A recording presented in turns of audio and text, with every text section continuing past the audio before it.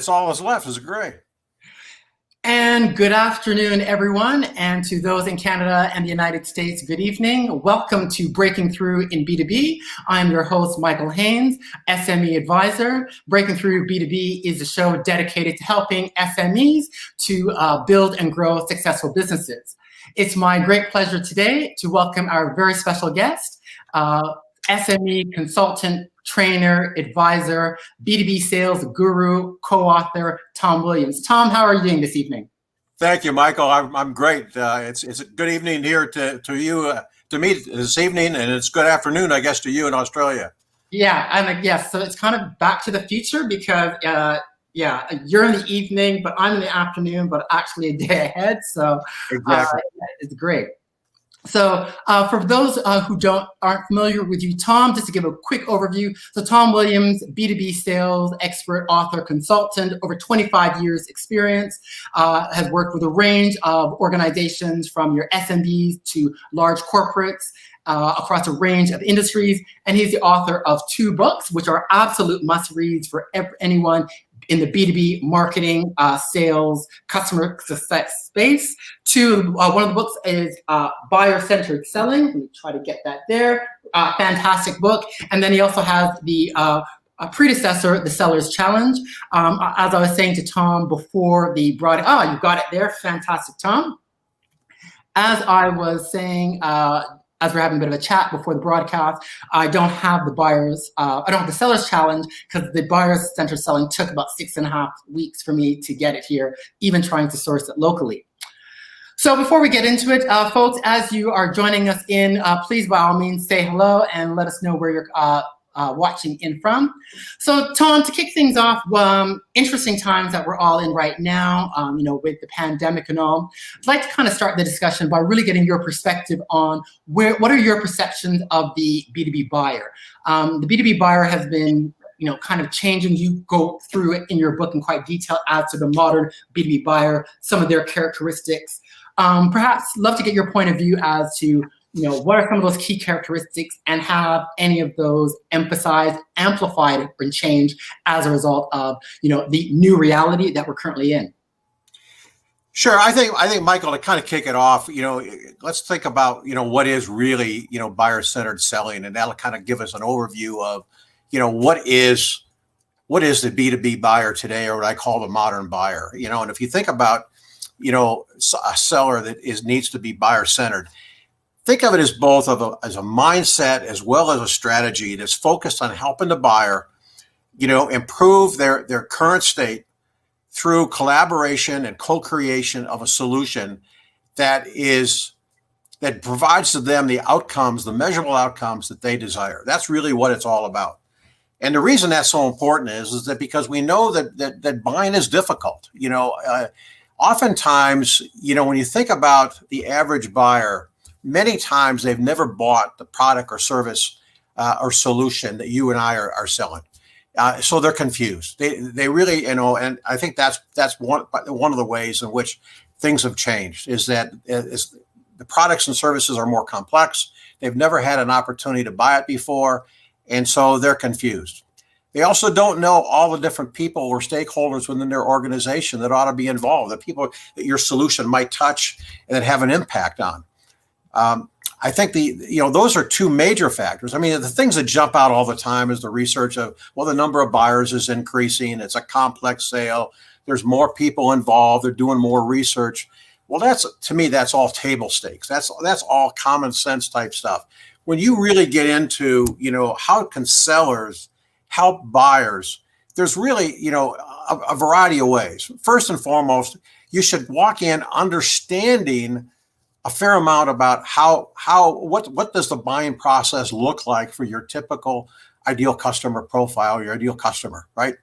The second thing is, what you really need to do is to build a case for change with that buyer, right? So understand what is that cost of inaction and help them determine that if they haven't already done so. And most of them haven't. They know I've got a problem, an opportunity, or a threat that I want to mitigate. I want to do something potentially different, but they haven't taught, and they know what the future state is, but they've never really gone and looked at that. What's the cost of not doing anything? And that's why we go to have so many buyers decisions go to status quo. I think the second thing is from a selling point of view, what's changed is, at least from my point of view, is sellers need to help buyers buy. And one of the ways to do that is by introducing what we call a collaboration plan in our book, but is also called a mutual action plan. Some people call it a mutual success plan. Some people call it an engagement plan. I don't like the word engagement plan because it kind of precursors and says, well, we're going to do business. I prefer a collaboration plan or a mutual action plan that basically says to the buyer, look, I know you've never done this before. We do this for a living. We do it all the time. We've kind of outlined a series of milestones and steps to help you, achieve the outcomes that you want at the date or the time period that you've defined. And then I want to share. Can I share that with you? And so that you can take a look at it, and we can modify that to meet your needs, so that you have a plan, to how to buy this particular product or service, regardless of whether you buy from me, right? I want to be transparent. I want to be open. I want to be helpful. I want to be that trusted advisor and help the buyer to buy. Most people love it. And all of a sudden now what you've got is some transparency in the process for both parties. You eliminate ghosting because now you're collaborating together as to who does what when. It improves your forecast accuracy down the road. And the most important thing is it differentiates you as a seller. One of the things I always ask sales reps is, no matter what you do, are you memorable or are you forgettable? Right? And really, none of us want to be forgettable. We want to be memorable. And that's one of the ways, is a tool that we can do. Now, I can go on and give you some other ideas, of other things that we do, that I think a way that buying has changed. Is that helpful to start? I think that's fantastic, because it raised up a number of issues. One, it seems from what I've been observing from talking to SMEs here, Canada, the US ones that I've been dealing with, that there's very much what's needed, what I call that decision maker confidence. Everyone's been inundated. We've all been online on the webinars, the white papers. People are going to mastermind groups. So they're inundated with this information of all this stuff, but they need to know how to navigate and how to work through to get where they want to go. One of the things, though, Tom, I'd like to kind of unpack with you and get an understanding of is, because you, like myself, we're both believers of, I call it the listening, you call that discovery process. That is something I think is quite critical and integral, particularly in this environment, to really what I'm calling to restart your business as you're trying to move forward for 2020, 2021. Can you unpack for us what you consider are some of the must-dos, some of the, I think in your book you talk about there are kind of the three core issues. Can you kind of unpack a bit about that discovery process and then how that will lead into developing a mutual action plan, which I think really needs to be as part of the upfront sales process, which many folks who have been monitoring the B2B sales space, like the likes of Gardner and so forth, have found in this COVID environment that the whole discovery and also that implementation roadmap is actually something that's actually lacking by B2B sellers, that they're not doing enough of. So if you can unpack a little bit from your perspective, I think viewers would find that highly valuable. Sure. Let me take a stab at how we kind of look at it. First and foremost, where we differ on discovery is that, in a lot of sales processes or methodologies, they talk about discovery as a discrete step in the sale process. We disagree with that. We think discovery continues throughout the entire buying process, and you're continually trying to learn more from that buyer because things change all the time and people move back and forth, in their buying process. So we think discovery continues all the time.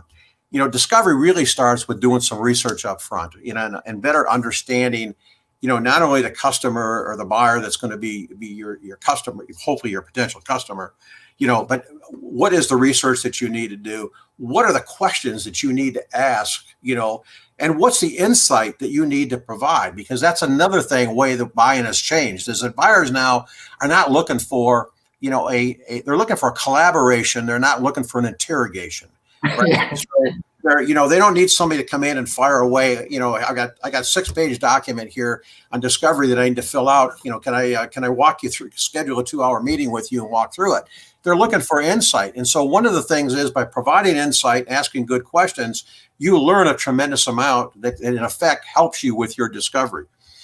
Ultimately, what you're trying to do is to get to, that point of what's the current state, what's the future state that they'd like to get to. And what some people call it, in the middle, Keenan's wrote a great book called Gap Selling, where he talks about we just take it and have a different term. We love Keenan's work.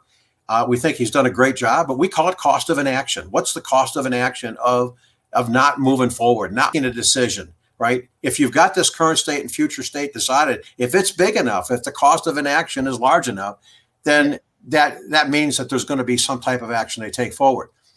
Another part of discovery, though, is understanding is what's the root cause of the current state. What's caused that? Why haven't you taken action before? What's kind of been the precedent or the precursor ahead of time that's prevented you from moving forward? Another factor that's very important to look at is the organizational priority. Who owns that particular issue, problem, opportunity, or threat? That whether a department director or whoever it happens to be, who owns that problem, opportunity, threat, and then what's the organizational priority they put on it? Because if they if you or I are a department director and we say, well, we think it's a 7 or a 10 on a 0 to 10 scale, with 10 being the highest, and the senior management looks at that and says, well, it's a 3, that deal's not going anywhere, right? It has to. So one of the things we have to look at as part of discovery is their alignment. And the last thing is we got to two other things I think that are important to understand a discovery is who else is involved? Who does this solution touch? Because it may, it's not just you as the owner, maybe of the problem. You own or you use or supervise the product or service. Who else is involved? What other departments? What other personnel? Because they're going to be somehow involved as stakeholders. And that leads into the last point as part of discovery is how are you going to make a decision? What's the criteria and how do you make a decision? Because one of the things we're seeing today is more and more it's going to consensus. There may be an economic buyer, a final yes, but that person is leaning heavily toward, do we have consensus amongst the troops that's infected by this solution, that this is what they want to do? And that's a missing piece in most of the methodology programs that are being taught in sales today, along with risk and a few other things that I could tell you about. So that leads to a couple of points that come to mind. Given that it is that buying by consensus, decision making by consensus, in terms of the discovery process, which you say shouldn't be a one-off. So how should we, in this environment, now that it's consensus and buyers are looking for that decision maker confidence? My question is how should you approach setting up that discovery process, and whom should be involved? Should it just be sales going in and meeting their sales counterpart? Should it be more from a cross-functional perspective in terms of having some kind of cross-functional workshop engagement at the discovery session? What are some of your suggestions, given the environment that we're dealing with and the dynamics? What would be some suggestions? Well, there's a couple ways it evolves, right? Either I create some type of voicemail, email, reach out, that creates some type of insight that provokes their thought process and their thinking and says, I want to have a conversation. Or it could be that someone has reached out to you, with a lead or some type of email that comes inbound, that wants to create a conversation. Once you have that conversation, I think the pivot point for us and where we've been extremely successful is creating that mutual action plan or collaboration plan, because that unlocks all the other components of the sale. That as soon as I get someone to say, this makes perfect sense. You're the first person that's ever said to us, you're going to help us buy, irrespective of whether we buy from you. I'm going to get something free that's of tremendous value. And then when I walk through those steps with them and help them create sub-steps and milestones and who's going to be responsible for those steps, and it's not super elaborate. We're talking about 6 or 8 milestones with a couple of things underneath there. And it doesn't end with the sale. It ends with the return on investment for the customer. Yeah. That's a big difference. Okay. Most things end with the close. Okay. I get the sale and I walk away. Our collaboration plan doesn't go away. It says, okay, we want to have a relationship with you. We want to make sure that you get the results, the outcome that you desired. That gets people excited. And so once you start that, Michael, that opens up the box that says, you know what? I agree with you, Tom. I never thought about we have to have IT involved with this. I want to get my IT guy involved, and I think he might want one or two of his people involved. And then I can sit there and say, well, good, Marcus, that makes sense. Why don't I get? Here's a couple of guys from my team that will be on that as well. And I'm going to use guys in a generic sense, right? Men and women, right? Yeah, I'm not going to be, I want to make sure that I'm saying this in a proper way and being correct, because I mean it that way. I mean it to be gender neutral. Yeah. So that eliminates a lot of the typical problems that the salespeople go through as to, how do I get to this guy or gal, that's important within the account. And the customer says, I don't have any control over that person, but I know they need to be involved. But, if they don't want to be involved, they're not going to be involved. They collaborate with you, right? And this is what I mean by when you get that collaboration and that co-creation of a solution, that's where the magic happens. Right.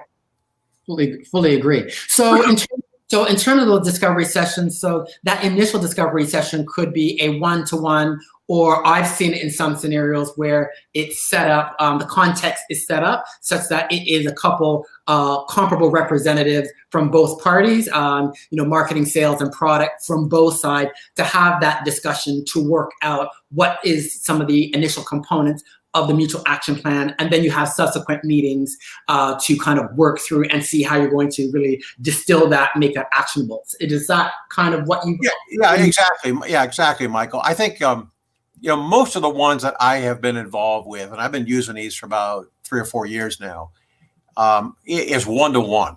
But I did one just a couple of weeks ago that was, with a CEO and a vice president of HR.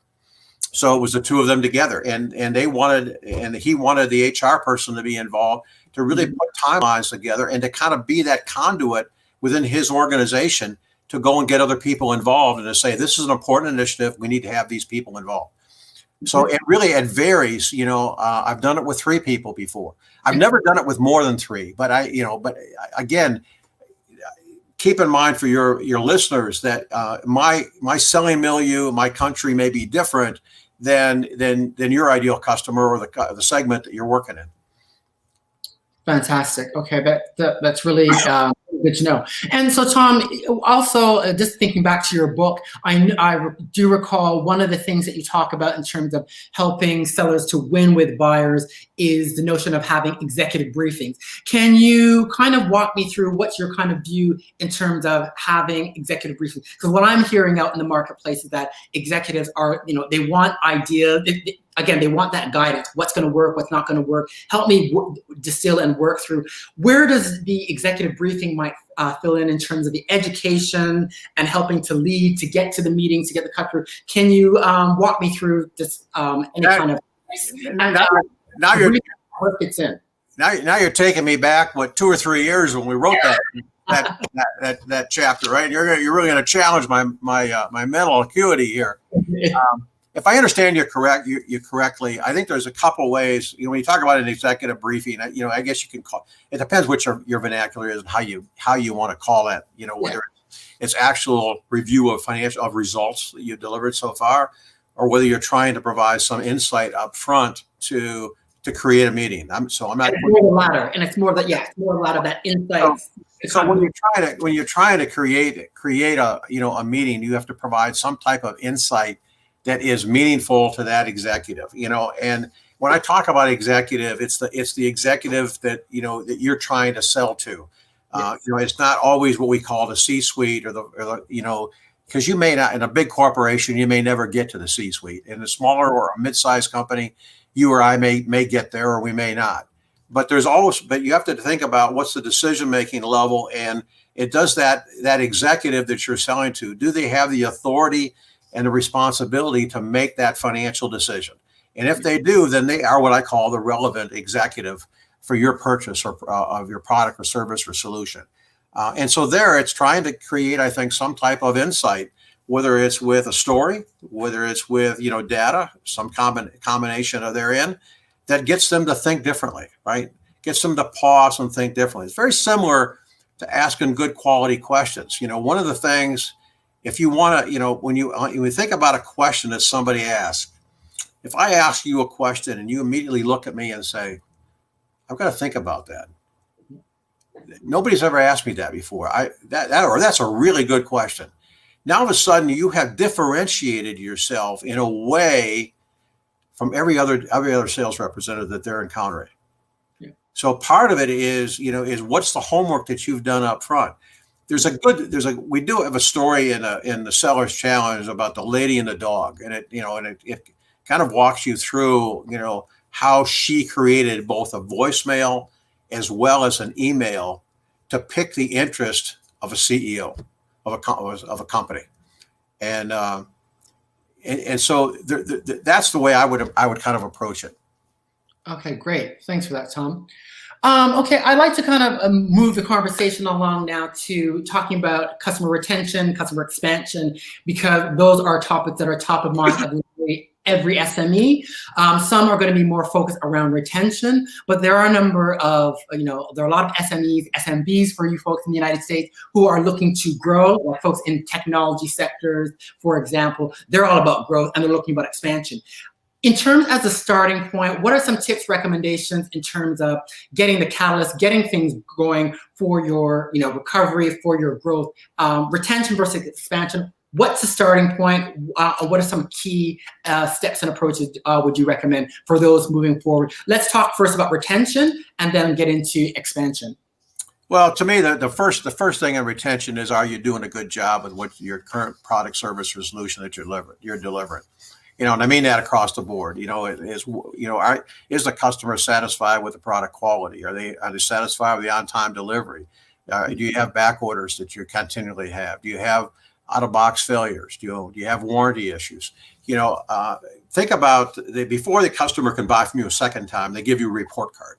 Yeah. And that report card says to you, we're either going to renew the contract, we're either going to re-up our subscription, or we're going to open up the doors to other areas of our company where you might be able to service our product or service or solution. And I think what happens is that because the way we're set up with commissions, that we go and we sell the product or service, and then we typically walk away because we're on to the next account, right? We need a new logo, right? Yeah. So the intention is to go on, continually go and try to go and find new business. Now, so I think the report card is the first part of it. Is do we have a mechanism set up for retention? And so when I teach in a program on account management, and how to retain and grow large accounts, one of the first things I ask is, what are you doing to protect the business you have? Yeah. Forget about growing new business with this account or somebody else. What are you doing to protect it? The most common answer I get, nothing. So, Tom, would you say then on that very point that having your strategic account plans where you're proactively, you've identified those key accounts, those key clients, and having action plans of how you're going to manage and nurture those are quite critical. And is this something that SMBs can be doing, or is it strictly in big corporates? I'm of the view that really any B2B organization, and I think it's quite right for SMEs to be taking that proactive approach about managing, nurturing their current clients to use them as a catalyst for growth. What's your view on that? Well, my view is simple. One is you've got to manage the businesses you've got before you can grow it. The second thing is that you've got to measure customer churn. And if you understand what your customer churn rate is, whether you have a major problem, a minor problem, or no problem whatsoever. And in most of the time when I measure that, customers are astounded. They come back and say, wow, I had no idea our churn was this big. And so you're sitting there on a gold mine where you've got customers that are churning away from you that you could be growing dramatically, because you talk about expansion. It's a simple exercise of what we call a white space diagram. We covered that in the book. We talk about creating a white space analysis and looking at where's the opportunity that you might have, for growing the business within that account. And if you've developed good relationships and if you're delivering good customer outcomes, and the customer outcome I'm talking about is you're helping your customer achieve outcomes with their customer, right? And it's measurable, it's definable, and when they see that they're getting good results from working with you, and they see your responsiveness and your interest and the fact that you've created, maybe a survey for customer satisfaction, customer loyalty, they immediately gravitate toward how else can I help you, land and expand within the account. And that's really what we're trying to do. I think is once we get in the account, the easiest account to sell to is the one that's already doing business with you. People know that, but they don't follow the behaviors that are necessary in order to achieve success. So, in a nutshell, Tom, is it fair to say, proactive, account management of those key clients and customers, show them the love, but also have metrics to be making sure you're measuring and, working towards really delivering? And should those be developed in conjunction with your clients and customers, so there's that mutual alignment in terms of what you're going to do and what are those measures of success as well? Absolutely, because then they're not having quarterly business reviews. Then what you're really doing is having quarterly success reviews, right? You're talking about how are we performing against the metrics that are important to you, in order for you to be successful. It's again, this is a change in mindset, Michael. I think more than anything else.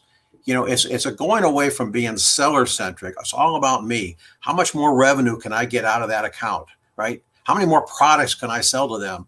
To be customer centric and saying, if I do all the right behaviors, the revenue will follow. Now this is, and that's where there's a big difference. And it's interesting because I learned that, concept in a pseudo way years ago. I was fortunate enough when I was in graduate school at Claremont Graduate University in Southern California to take a course with the great Peter Drucker. Okay. And Peter had a quote that he talked about over and over in his courses, take care of the customer, the revenue will follow. And I never forgot that, and it's really, really true when we talk about, account management. If you help your customer get results, you're not going to be displaced, just because your competitor comes in with a little bit lower price, and you're going to get more business.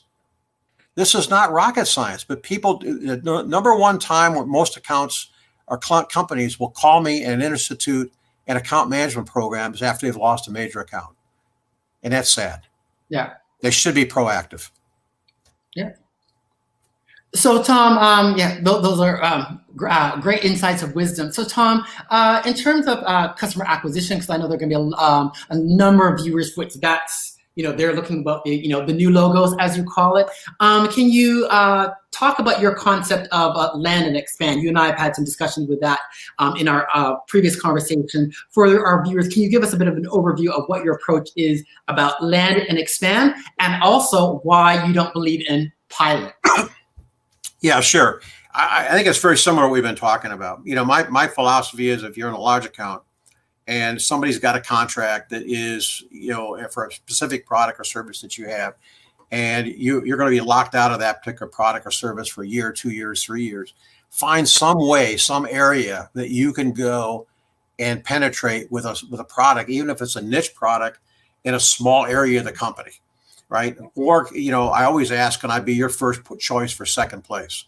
If there's an account or a problem with your existing account, they can't deliver, they have some unfortunate occurrence that happens, can I be your first choice for second place and get in there? Now, once I get in, then I want to kill them with customer service and build that relationship. And that allows me then to expand, right?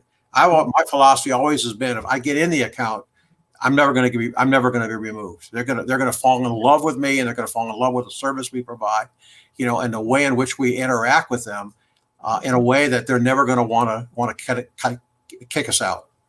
Now, in terms of pilots versus betas, this has been kind of a hot topic for me for a long time. Oftentimes, and I know we've kind of talked about this in the past, but here's the difference to me. Oftentimes, especially when you're going in for the first time in a big account, and they've got a lot of potential business, somebody will say, "Wait a minute, let's do a pilot, and we'll try this solution with a small group of people, and if it works, then we'll move ahead." And so what I do, again, by trying to be buyer centric, is say, "Wait a minute, you've chosen us for a reason. You said that we're the right product with the right solution. It's going to give you the outcome you deserve, you want, and we're going to eliminate that cost of inaction. You've chosen us. So let's think about this in a little bit different way. Let's do a beta, not a pilot." And the first thing they'll say to me, "Well, what's the difference? What's a beta?" A beta is, and this is subtle, but it's a very important point. A beta says, we have selected you as the provider. We know when we do a trial balloon or a pilot, we know there's going to be some issues on both sides. There's going to be things that we can't anticipate, right? No matter how much planning we do, there's going to be some issues. But we're committed to the solution. We're committed to working together, and we're committed to coming up with and mitigating those. And the reason we're going to do a beta is we're going to find out what those problems are before we roll it out to the rest of the organization. And boy, I'll tell you, when you do a beta, it sticks because they're committed to the solution. When you do a pilot, the first time something goes wrong, right? No matter how small it is, somebody will say, I knew this wasn't going to work. I knew it. I told you this was going to happen. And all of a sudden, all house of cards, all that selling that you've done over the last 9 to 12 months, all starts to drop out and the deal evaporates. You want to eliminate that. And the way to do it is with the vernacular of what a beta is and selling it up front that this is an important way. You've chosen us for a reason. Now let's make it happen. That makes sense? Yeah, it makes perfect sense. Fantastic. A very subtle but quite crucial distinction to really trying to win in, particularly when you're getting into those larger customers, larger end of town. Awesome. And by the way, it's probably a bad vernacular to say, does that make sense? Because I don't mean to insult your intelligence. I guess it's a term that I use, and it's an unfortunate term I shouldn't use. I don't mean to be insulting. Did you understand that at all? I mean it in a genuine sense. Does that resonate as a concept or a way that might be beneficial to you, or your listeners? Let me reword that a little bit and correct myself. No need to correct.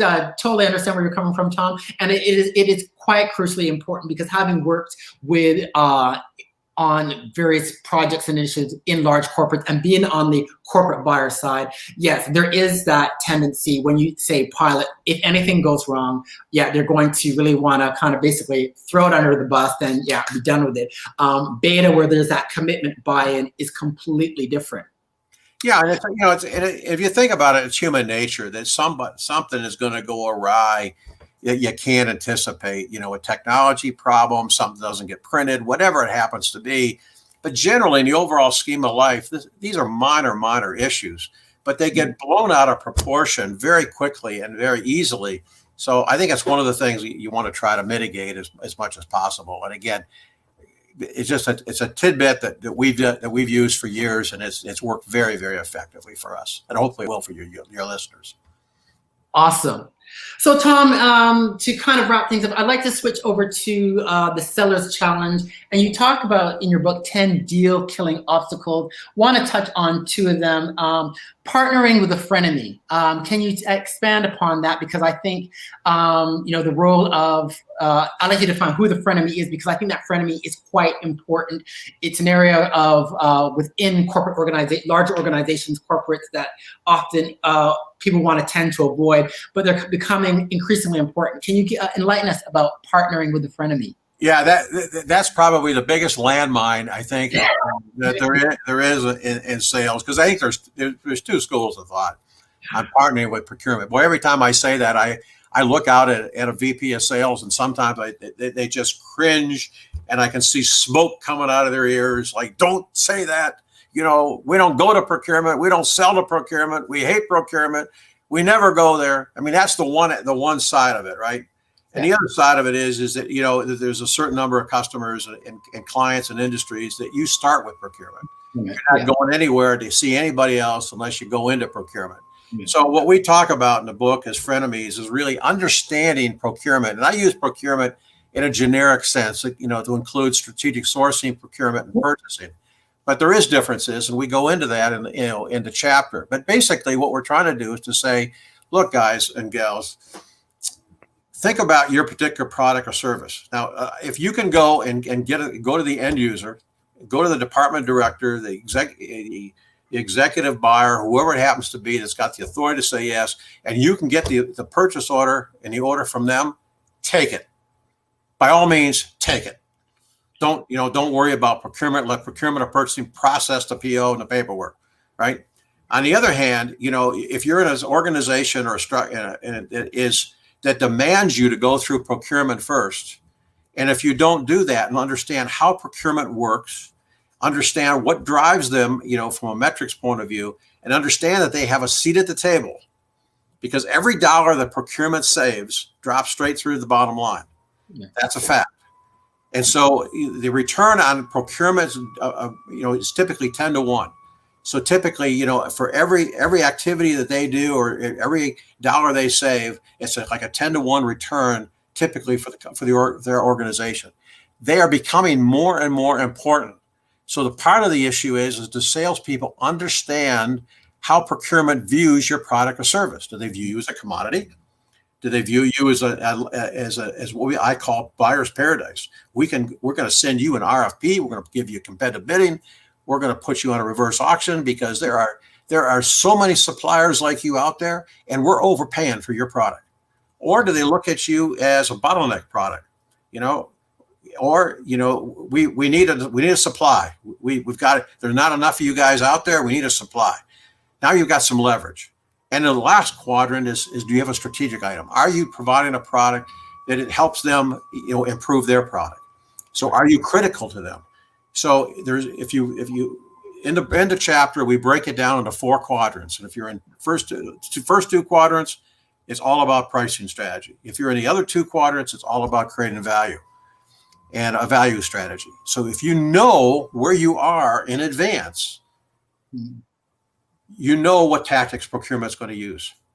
Right. What positions you to be in a better way. Now, it doesn't mean you still can't differentiate if you're in the way I call the commodity box, right? You can go and create, through better service, better delivery, whatever it happens to be, you can create some differentiation and command, and still be a low cost provider. But it allows you to have a better understanding of how to work with procurement. But to me, to take, and again, this varies by industry, it varies by segment, it varies by customer. But when you're selling to very, very big companies like Apple, Google, et cetera, you're not getting to the end user, or that engineer that's going to design your product into their product, until you go through procurement. Yeah. Awesome. So definitely, folks need to get your book so they can work through that framework. And one other obstacle I want to talk about is the selling to the status quo, which I think we've touched on a little bit. But because that's definitely going to be one of the big challenges. I think in addition to dealing with the frenemy is dealing with the status quo, which is going to be, in some cases, the initial mindset of many decision makers in this environment. Any top line tips, advice in terms of things to do to really, get that, unshape that, to really get them to be doing things? Yeah. So let's think about status quo in a couple of ways. One is the status quo is just saying that whatever we're doing today is good enough, right? And good is good enough, and we'll just stay with what we're doing. I don't see a reason of meaningful change. So when I think about people in status quo, and we wrote this in the chapter on status quo and a seller's challenge, there's really 3 different levels. There's comfort, there's curiosity, and there's concern. Okay. So people can be in status quo and be very comfortable with the product or service that they had. Oftentimes you'll see that with the person who brought that product or service into their organization, right? Or is using it repeatedly and doesn't see any problem with it. Then the second level is curiosity. I've seen some ads on TV. I've read a few things. I've read a blog, or I heard somebody in a video. I'm curious about, is there a better way to do what we're doing? And the last one is concern. That's where people start to turn up their antenna and they say, you know what? This is not working as well as I thought. Maybe we're compromising too much with the solution we have. Maybe we ought to be thinking about something else. And that's where people become more open to having some type of conversation. And that's where, again, I think if you're providing good insight, and if you're providing an insight, can be data that you provide that gets them thinking differently. It could be a story that you tell, right? About a customer that had a similar problem than you. Here's how we solved it. there's a variety of different ways to do it. You can use a whiteboard and show it before and after. There's a lot of different ways to do it, but that's where it comes into do we recognize where our prospective customer is in status quo, and then do we take an approach to try to get them out of that? And we have to remember that it's not just at the beginning of the buying process they can go into status quo. They can now start to look at solutions and go back into status quo again. Oh, good point. Right? Yeah. So they're starting down the buying process, and all of a sudden they say, you know what, this just doesn't appear to be worth it to me. Again, that's where the cost of inaction becomes so important. You've got to drive that wedge in there and make them realize this is a lot bigger problem or a lot bigger opportunity than you recognize. Excellent. Very insightful, Tom. Very insightful.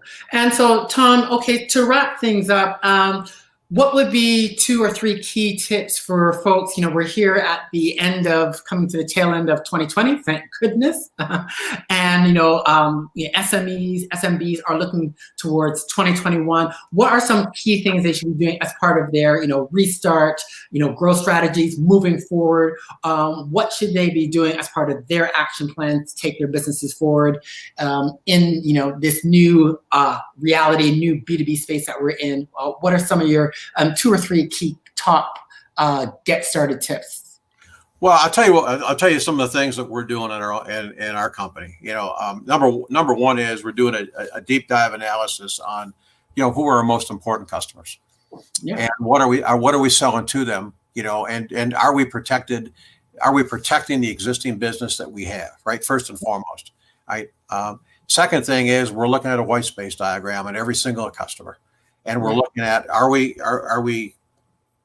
where do we have our opportunities, and who best within that organization can help us. And then third, we're developing a target list of who are the companies we want to do business with, and beginning that research and determining, okay, here's the research that we need to do in order to come up with some insights that we can provide in order to try to win that business next year. 3 very simple things to do. And what I encourage people to do is, I've said to my team, let's just take a half a day, take a day, whatever you need, 2 days, and strategize, right? Yeah. That's the best thing you can do. Strategize, right? Because whatever the strategy is that we're going to do, we're going to come up with, that's what we're going to go execute, right? So take a day or half a day, or whatever you think you need. But at the end of the day, we want to make our number. Absolutely. Sales is a numbers game. We've got to be accountable that we're going to, and I'm going to put a stake in the ground, but we're going to go get that number. Absolutely. Fantastic. Well, Tom, this has been yet again an insightful and extremely valuable discussion. So thank you for taking the time. Really appreciate it. So again, listeners, viewers, Tom Williams, definitely get copies of both his books, Buyer-Centered Selling, lots of great insights, as well as the Seller's Challenge, to really help you focus in on your account planning in terms of what you need to do in terms of identifying those opportunities and starting internally with your accounts and how you can take it moving forward. Tom, thank you so much. Really appreciate it. This has been really, really good. And thank you again, viewers, for taking your time for watching Breaking Through in B2B. For more insights, you can check out my website, listeninnovategrow.com. And until next time, good afternoon and good evening. Thank you. Thank you, Michael. I enjoyed being with you. Thank you.